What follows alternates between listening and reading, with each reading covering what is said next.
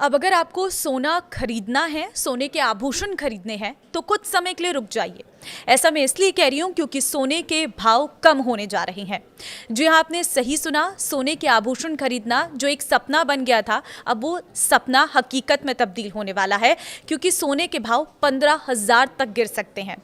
नमस्कार, मैं हूं आपके साथ ममता तिवारी। आप देख रहे हैं न्यूज़ 18 का डिजिटल प्लेटफॉर्म। अब सोने के आभूषण खरीदना एक सपने जैसा हो गया था। शादी के लिए गहने खरीदना या भविष्य के लिए बचत करना मुश्किल हो गया था। रिकॉर्ड स्तर की इस महंगाई के बीच एक्सपर्ट्स ने एक बड़ा अपडेट दिया है। उनका मानना है कि जिस तेजी से कीमतें बढ़ी हैं, उसी रफ्तार से वे गिर भी सकती हैं और एक ही दिन में 10 से 20% तक की भारी गिरावट की संभावना है।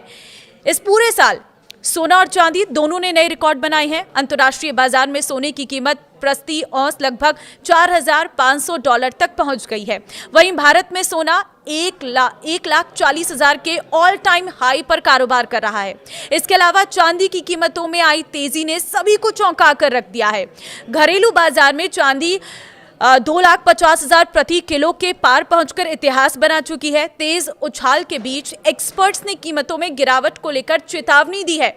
उनका अनुमान है कि एक ही दिन में चांदी में 10 से 12% तक की गिरावट आ सकती है और सोने में भी बड़ी गिरावट देखी जा सकती है।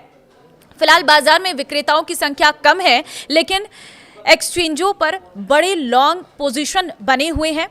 जैसे कि मुनाफा वसूली शुरू होगी, बाजार को बड़ा झटका लग सकता है। हालांकि इतनी ऊंची कीमतों पर असल में खरीद कौन रहा है, ये आम लोगों के लिए हैरानी का विषय है। तो एक्सपर्ट्स के मुताबिक आभूषणों या फिर रोजमर्रा के इस्तेमाल के लिए सोने की खरीद घट गई है। दुबई और भारत जैसे बड़े बाजारों में सोना और चांदी छूट पर मिलना इसी का संकेत है, यानी ग्राहकों की खरीद कम हो रही है लेकिन कीमतें बढ़ रही हैं। बाजार सूत्रों का कहना है कि इस तेजी की असली ताकत निवेश से आ रही है। Gold ETF, silver ETF, long term निवेश और बड़े फंड्स की खरीदारी कीमतों को थामे हुए हैं।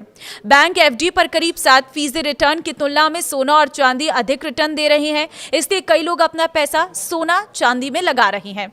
एक्सपर्ट्स ने एक ही दिशा में एक साथ चलने को जोखिम भरा बताया है। कीमतों में बढ़ोतरी का गहना उद्योग पर भी असर पड़ा है। आमतौर पर शादी और त्योहारों के मौसम में बढ़ने वाली बिक्री अब धीमी पड़ गई है। ज्वेलर्स का स्टॉक मूल्य बढ़ गया है, जिससे वर्किंग कैपिटल पर दबाव आ रहा है। पहले जो लोग 22 कैरेट सोना आराम से खरीदते थे, वे अब हल्के गहने यानी कि 18 या 14 कैरेट की ओर रुख कर रहे हैं। चांदी की कीमतें इतनी बढ़ जाने से आम लोगों के लिए भारी चांदी खरीदना भी मुश्किल हो गया है। इसलिए आने वाले दिनों में कीमतों में बड़े बदलाव की संभावना जताई जा रही है। एक्सपर्ट्स का अनुमान है कि सोने की कीमत 10,000 रुपए से 15,000 रुपए तक घट सकती है, जबकि चांदी में 10 से 20% तक की गिरावट संभव है। तो लोग जो गहने खरीदने की योजना बना रहे हैं, उन्हें थोड़ा इंतजार करने की सलाह दी गई है। कीमतें कुछ कम होने से बाद में खरीदना अधिक फायदेमंद हो सकता है। निवेश के मामले में भी पूरी रकम एक साथ लगाने के बजाय किश्तों में निवेश कर जोखिम कम करने की सलाह भी दी गई है।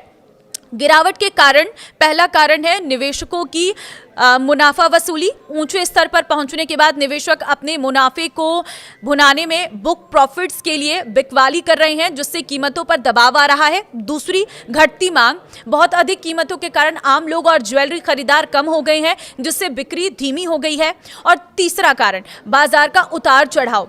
तेज उछाल के बाद बाजार में अस्थिरता बढ़ जाती है और गिरावट आ सकती है, जो कि सामान्य है। तो ये कुछ कारण हैं जिसकी वजह से सोने की कीमतों में कमी आने वाली है। तो अगर आप भी अपने लिए कुछ भी सोने का गहना खरीदने वाले हैं या फिर अगर आप स्टॉक खरीदने वाले हैं, तो थोड़ा थम जाइए। इस साल को खत्म होने दीजिए और अगले साल के कुछ दिन और इंतजार करना है और उसके बाद आप सोने की खरीदारी कर सकते हैं।